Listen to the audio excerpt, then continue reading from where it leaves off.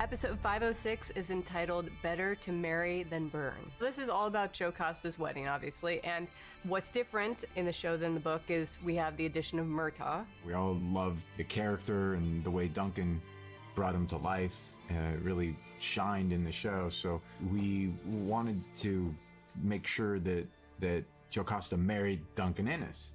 And how do you do that when she's in love with Murtagh? So we had to string together really, what we think is an organic way of making it happen, but also in Outlander tradition, causing people pain and anguish and making it hurt. And Jocasta has such a heartbreaking past. I mean, she ultimately decides that she can't marry for love again. She has to marry for safety. The scene between the two of them is so heartbreaking. It really is. And we rehearsed. I remember being there in rehearsal and talking about it, and talking to the director, Mira, who wanted them to really let this breathe and let it play out as long as possible. Don't worry about time.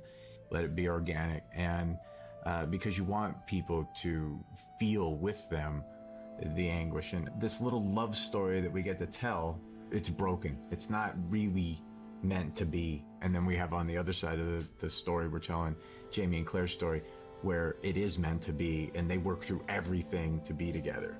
And I think that's a good juxtaposition in the episode. I love you, Jocasta Mackenzie. This world may change, but that will never change. We had a lot of debate about, the rings. We always go through the book and you try to find these big moments. In this book, really, there was a lot of debate on what those moments are. But this is one of those moments where you look and you go, because Jamie and Claire don't often completely disagree. They may have different opinions, but this is one of those moments where you go, wait, this couple does not see eye to eye on this, and this is going to be a good dramatic moment.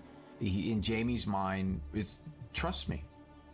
If you trust me, you'll do this. And then she's saying on the other side, I do trust you, but I can't believe you're asking for these particular, for that ring. He saw how much this ring means to me. Don't you see, I humiliated him, and this is his idea of revenge. Whatever it is, if I win this game, we get to take revenge on a man much worse than Philip Whaley. No.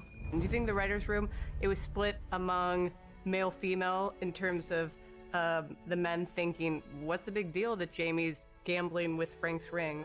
And the women were like, that's crazy? Or no, I think it was the exact opposite. Really? That the women? A lot of the men were like, I'm not asking that. I'm never going down that road. Yeah. And the women were like, why not? He's going to, so it was really the exact opposite of what you would think. And we get that a lot in the writer's room. You think the men are going to go, oh, I would just do that. And it's true. Sometimes the men come up with the most romantic moments in the room. It's true. I'm not going to say the women don't. The women do as well, but I always say men are super romantic.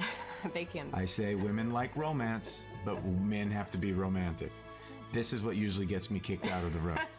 These rings will never leave your hands again. I swear it.